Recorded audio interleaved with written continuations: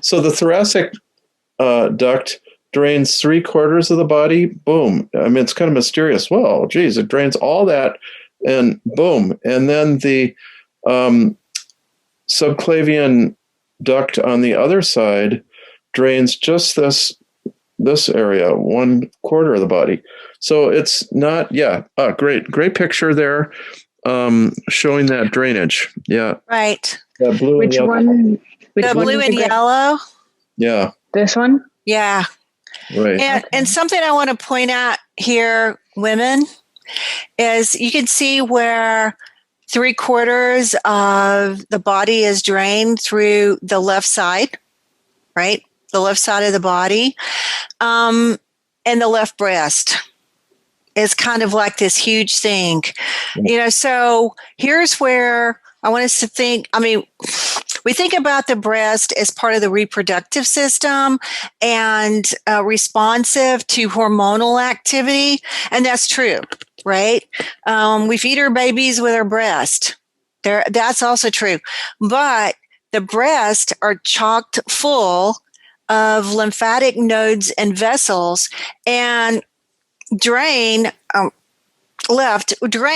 across it like this. And so often the left breast is larger than the right breast because of all the lymphatic activity and all the lymph going through it. So all this lymph is coming up that 3/4 side of the body, going through the breast up to get to where it's going. And so the left breast is most commonly larger than the right breast because of all the, I think, lymphatic activity there. And the left breast is the most common breast for women to get breast cancer in, as opposed to the right breast, right? So I really think of our breast as part of our lymphatic system. Yeah.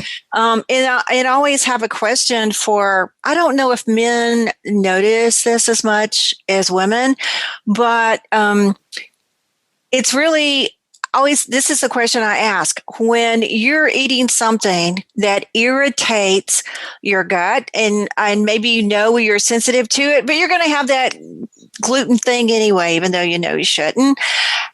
Think about how many times your bra has gotten tight because your breasts are swollen. And it's like, or at the end of the day, you can't wait to get home and take everything off because your breasts are swollen and everything is tight in your chest because of because of the lack of movement of the lymph through everything during the day.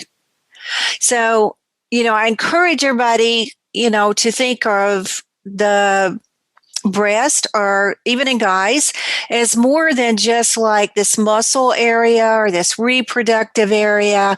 It's also a lymphatic area and can be used. I think about what's going on in my breast to kind of gauge what's going on in my lymphatic system to a great extent. Is it swollen? Is it okay?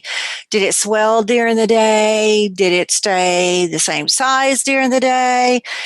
Anyway, just food for thought, kind of a different way to look at it. But I do ask these questions in session when I'm working with folks, because it can give me kind of a good indication of the movement or the stagnation of the lymph system without actually feeling of areas.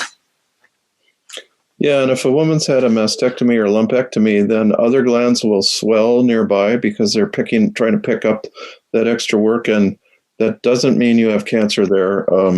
It's a good time to get lymphatic remedies and take care of that. So I saw that twice in men, once with a Hodgkin's, some glands taken out there, another guy who had a spleen taken out, and they also had that edema there. So, yeah, and this is, as somebody just mentioned, underwire bras are notorious for stopping the movement of lymph out of the breast or into the breast. So that is something else I discourage. If you want to wear a bra, and a lot of us do, I do, no underwire, because it is really tight and it will cut off lymphatic flow. Yeah, and that can lead to breast stagnation, and that stagnation to lymph, which is cancer possible. That's right.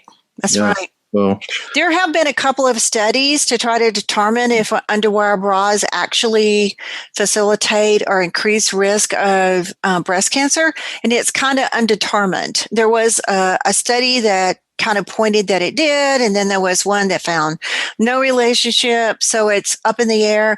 But see how it feels to you. I mean, if you're wearing a bra, you know how it feels, all right? You know if everything's swelling up or too tight or feeling stagnant or whatever. But one of the places where I had an office once, the lady next door to me, she fitted prosthetics for women who had had breast removal, right? And because this is in a day where a lot of women couldn't afford reconstruction, and now kind of reconstruction is included in most people's insurance, then it wasn't. But she would say, I mean, she specialized in lymph in the breast. And she said that if you're wearing a bra, you should be able to put two fingers turned sideways between your skin and the bra.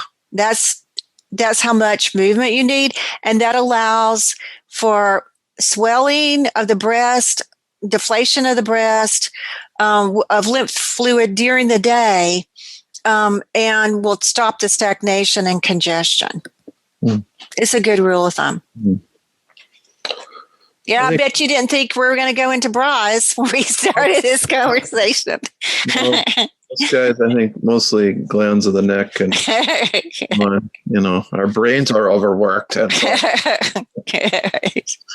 well, guys, it's prostate. We're working harder to keep up with you guys. So it's all this lymphatic drainage coming out of our brain.